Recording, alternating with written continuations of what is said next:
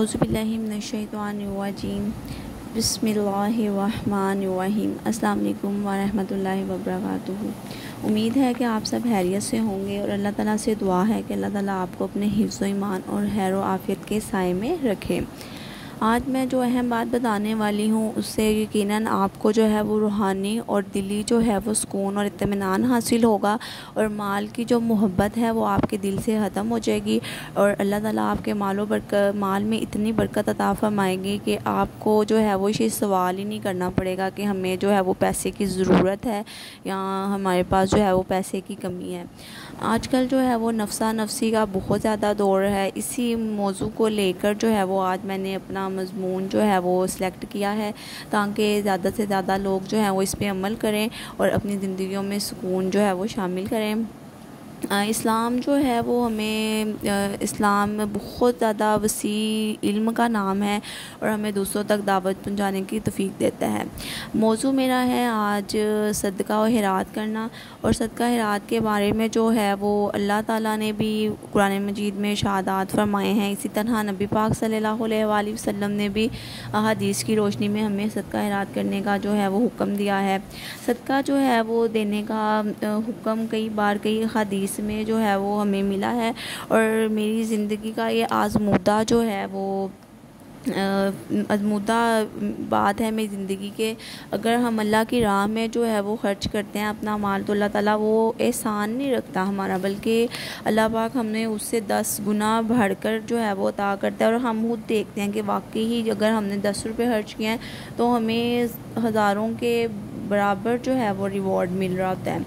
دوسروں کی مدد جو ہے وہ ہمیں لازمی طور پر کرنی چاہیے۔ جب ہمیں جو ہے وہ دوسروں کی مدد کرنے کا جذبہ پیدا ہوتا ہے تو ہم خود بخود اپنی جو ہے وہ ضروریات اور ترجیحات کو کم کرتے ہیں۔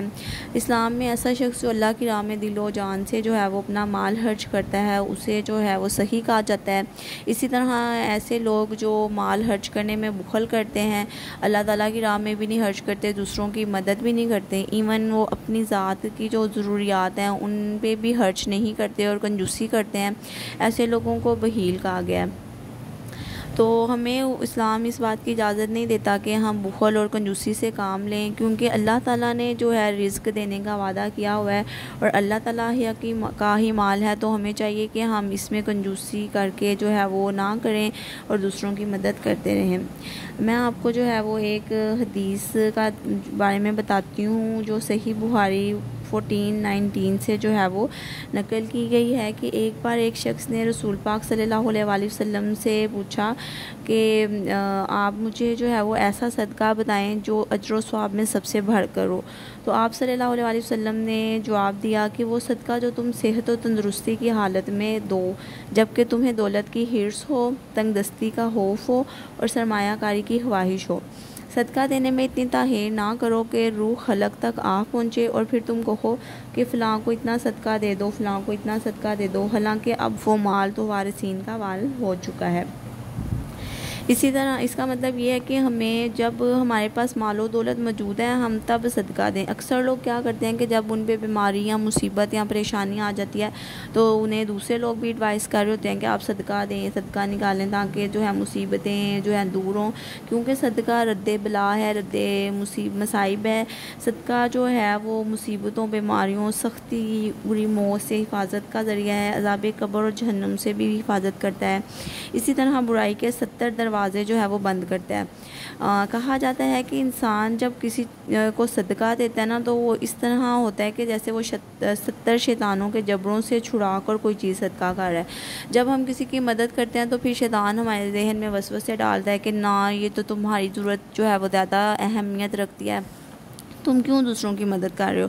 تو یہ شیطانی وسوسوں میں آ کے اکثر لوگ جو ہے وہ اپنا مال خرچ کرنے سے رہ جاتے ہیں، لیکن جن کو اس بات کا علم ہے کہ شیطان ہمیں نیک مال کرنے سے روک رہا ہے تو وہ جو ہے وہ اللہ تعالیٰ کی راہ میں خرچ کرنے سے جو ہے وہ نہیں کتراتے ہیں۔ اسی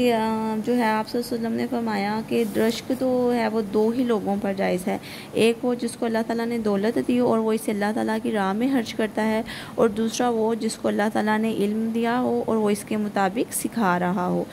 صحیح بخاری 73 سے یہ حدیث لی گئی ہے۔ اب دیکھیں کہ ہم لوگ دنیا کے علم کو حاصل کرنے کے لیے جو ہے وہ بہت تڑپ رہے ہوتے ہیں، جی ہمیں ڈگریز مل جائیں تاکہ ہمیں اچھی جابس ملیں، ہمارے بچوں کا بھی فیوچر اچھا ہو،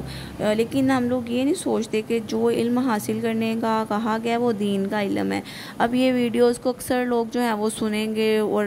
بور ہو جائیں گے، کیونکہ وہ شیطان ہمیں کہہ رہا ہے کہ نہیں یہ ویڈیو نہیں آپ نے سنی، آپ ٹک ٹاکس دیکھیں، سانگز سنیں، فنی کلپس دیکھیں، لیکن اسلامی تعلیمات کو جب ہم سنیں گے یا ان پہ عمل کرنے کی کوشش کریں گے تو شیطان ہمیں جو ہے وہ ورگلائے گا۔ اس لیے آپ نے یہ ویڈیو لازمی طور پر اینڈ تک دیکھنی ہے، اس کے اینڈ تک جو ہے وہ اہم باتوں کا بیان دیا گیا ہے جسے سن کر آپ ضرور جو ہے وہ اطمینان اور سکون حاصل کریں گے۔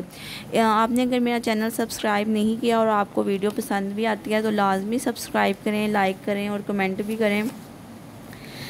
جی اب میں آپ کو جو ہے وہ آپ صلی اللہ علیہ وسلم کی صحابت کے بارے میں بتاتی ہوں کہ حضرت جابر بن عبداللہ رضی اللہ عنہ نے جو ہے وہ فرمایا کہ کبھی انہوں نے ایسا نہیں دیکھا کہ رسول پاک صلی اللہ علیہ وسلم سے کسی نے کوئی چیز مانگی ہو اور آپ صلی اللہ علیہ وسلم نے منع کر دیا ہو۔ یہ بھی صحیح بخاری میں 23:11 حدیث لی گئی ہے۔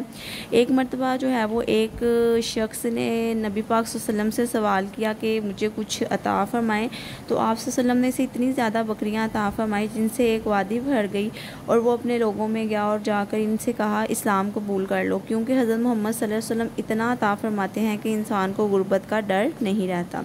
یہ بھی صحیح بخاری میں 23:12 جو ہے وہ حدیث سے نقل کی گئی ہے۔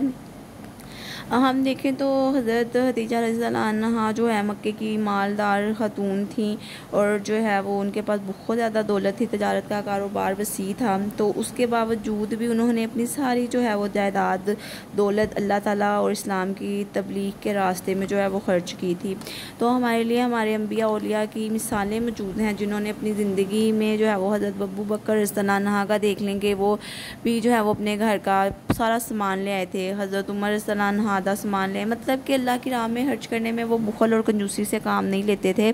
اور ایک جگہ پہ جو ہے وہ رسول پاک صلی اللہ علیہ وسلم نے فرمایا ہے کہ اے ابن آدم تو خرچ کر، میں تو اللہ تعالیٰ یہ فرماتے ہیں کہ اے ابن آدم تو خرچ کر، میں تجھ پر خرچ کروں گا۔ اب جو لوگ جو ہے وہ گن گن کر خرچ کرتے ہیں نا تو پھر اللہ تعالیٰ بھی انہیں گن گن کر ہی دیتا ہے۔ اسی لیے جب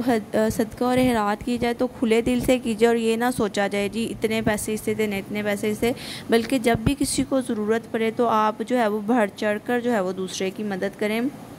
صدقہ ہمارے لیے ہی بہتر ہے۔ اسی طرح جو ہے وہ پیسے خرچ کیے بغیر بھی آپ صدقہ خیرات کر سکتے ہیں، جیسے کہ نیکی کا حکم دیں، دوسروں کو برائی سے روکیں، اندھے کو راستہ دکھا دیں، اور جو ہے وہ اپنے بھائی کو نیکی کرنے کا جو ہے حکم دیں، وہ مسکرا کے اس کی طرف دیکھیں، یہ بھی صدقہ ہے۔ اور اپنے جو ہے وہ پتھر کو، کانٹے کو، ہڈی کو یا تکلیف دینے والی کسی بھی چیز کو ہاتھ راستے میں سے ہٹا دینا جو ہے وہ بھی صدقہ ہے۔ اسی طرح ہر ملنے والے شخص کو سلام کرنا بھی صدقہ ہے۔ تو ثواب کی نیت سے اپنے اہل و عیال پر خرچ کرنا بھی جو ہے وہ صدقہ ہی ہے۔ اسی طرح نماز کے لیے ہر اٹھنے والا قدم جو ہے وہ صدقہ ہے۔ یہ ایسے صدقات ہیں جن میں ہمیں مالی طور پہ کوئی چیز جو ہے وہ خرچ نہیں کرنی پڑ رہی۔ جب ہمیں دوسروں کی مدد کا جذبہ غالب آتا ہے نا تو پھر ہمارے دل سے مال کی محبت جو ہے وہ خود بخود ختم ہو جاتی ہے۔ جیسے اللہ تعالیٰ خود فرما رہے ہیں کہ تم جو ہے وہ میری راہ میں خرچ کرو تو میں تمہارا احسان نہیں رکھوں گا، بلکہ میں بڑھا چڑھا کر جو ہے وہ تمہیں جو ہے وہ دولت واپس لوٹاؤں گا، تمہارے دلوں سے جو ہے دولت کی محبت جو ہے وہ مٹ جائے گی۔ یہ میرا جو ہے وہ ذاتی آزمودہ آپ سمجھ لیں بات ہے کہ میں نے جب بھی صدقہ خیرات اللہ کی راہ میں دیا ہے تو اللہ تعالیٰ نے اسی دن مجھے اس سے 100 گنا آپ سمجھ لیں 100 گنا بڑھ کے مجھے نوازا ہے۔ اگر میں 10 روپے بھی خیرات کرتی ہوں نا تو اللہ تعالیٰ اس کے بدلے میں مجھے ہزاروں روپے عطا کرتے ہیں۔ اسی لیے زیادہ سے زیادہ صدقہ کرتے رہیں۔